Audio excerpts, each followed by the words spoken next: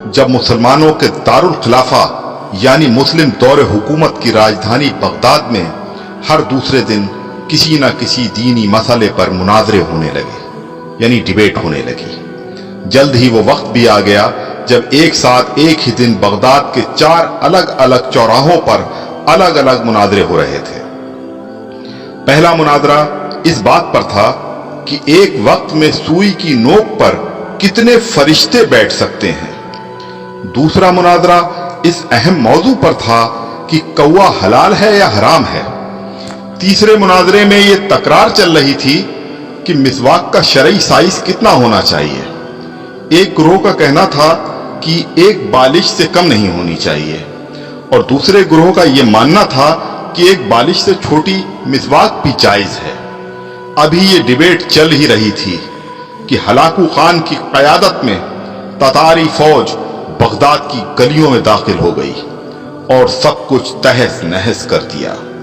मिसवाक की हुर्मत बचाने वाले लोग खुद ही बोटी बोटी हो गए।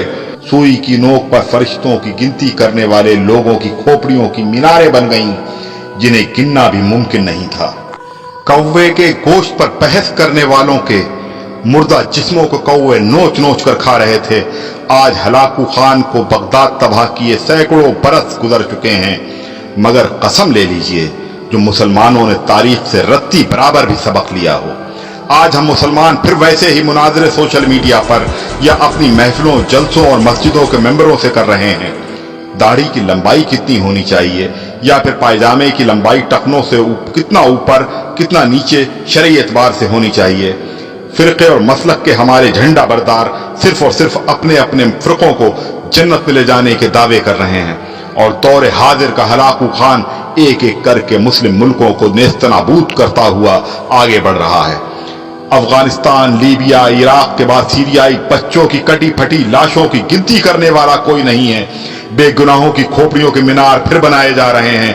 आदम की नस्ल के नौजवानों, बूढ़े बुजुर्गों की लाशों को कौवे नोच नोच कर खा रहे हैं और हवा की बेटियां अपनी असमत बचाने के लिए उम्मत की चादर का कोना तलाश कर रही हैं। जी हां, और हम खामोशी से अपनी बारी आने का इंतजार कर रहे हैं।